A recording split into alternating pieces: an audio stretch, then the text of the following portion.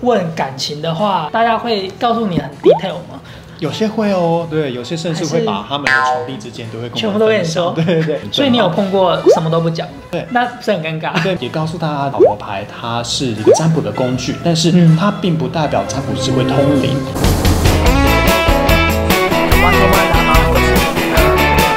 其实我自己搭过7、8次才出来，我完全。待会我们将要去爬271阶梯，下一个马位置呢是在。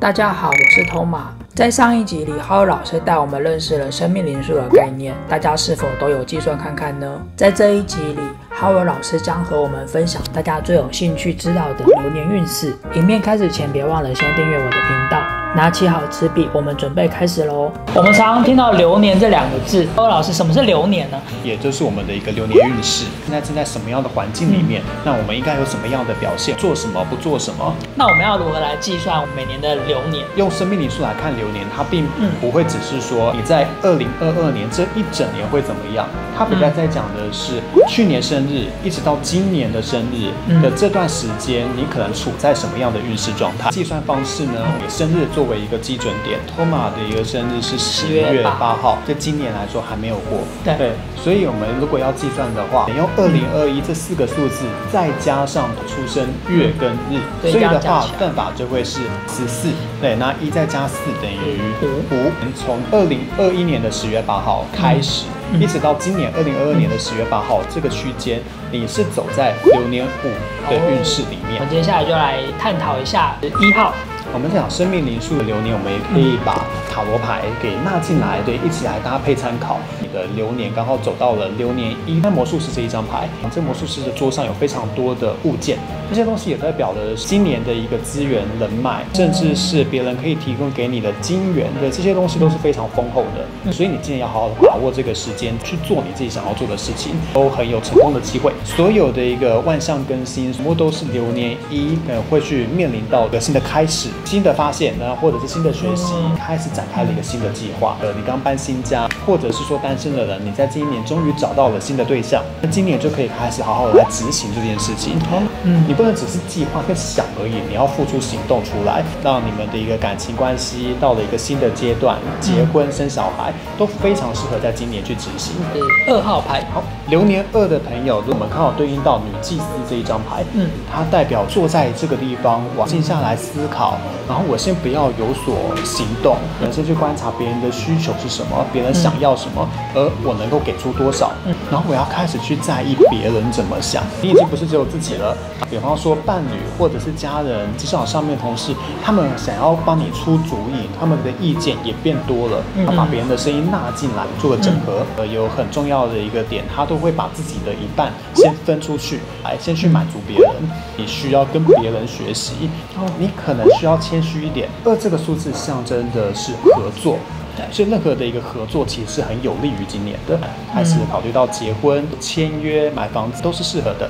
好，那接下来我们看的是3号。那3号牌皇后，她背后还有很多的一个靠枕，好像有点慵懒的坐在椅上面，森林啊、流水里面，感觉是非常享受的一个样子。皇后她象征是大地之母，在她非常放松以及充满爱的一个状态下创造出的任何的生命，她都可以是能够无私的去爱的。在工作里面，她不会只是安于她就是工作而已，享受我跟同事的互动，下午茶时间，说大家一起团购的时间，她也在讲一种很丰富的社交生活。你在社交场合你会变得很火红，但是也要注意的是人红是非多。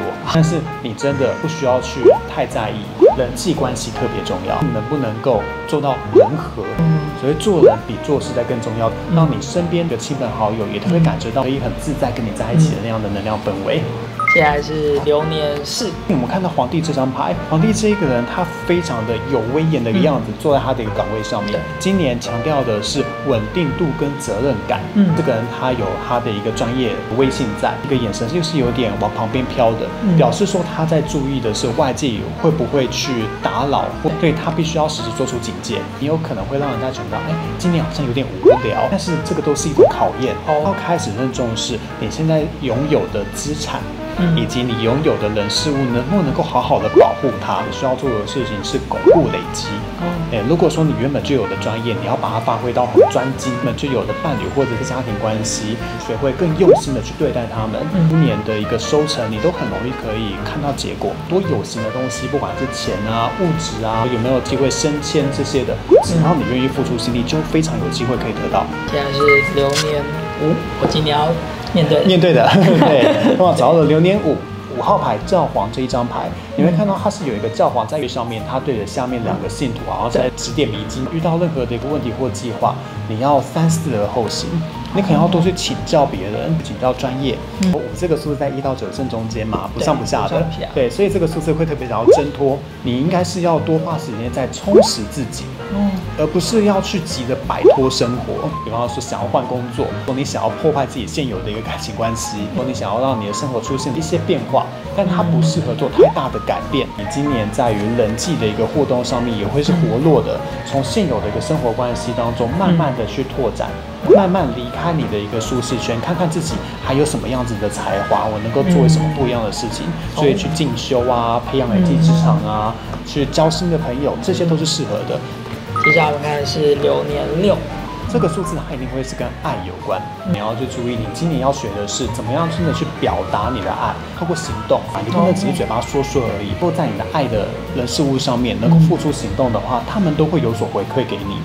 那如果你爱你的工作，工作里面是找到热情，我们没有好好的忠实于我们的爱而付出行动的话，今天你会有一种闷闷的感觉。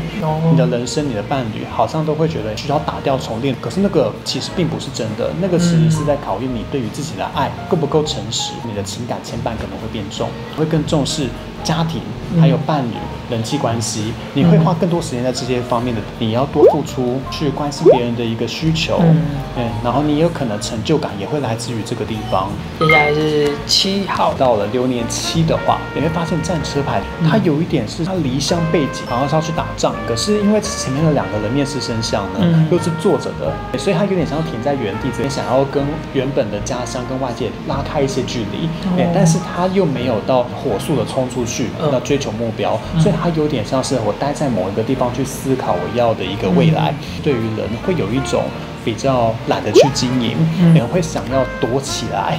你会开始想要去做你自己的事情，然后我不太想要去听别人怎么说。对于任何的一个事情，社会上发生什么的，你都不要太过于的直接反应或做出批判，不然的话，你今年可能会卷入口舌是非。其实今年沉默是金，因为你最珍贵的资产是在脑袋跟在你的心里面。反而如果说不经大脑讲出来了，可能会去影响到别人对你的评价。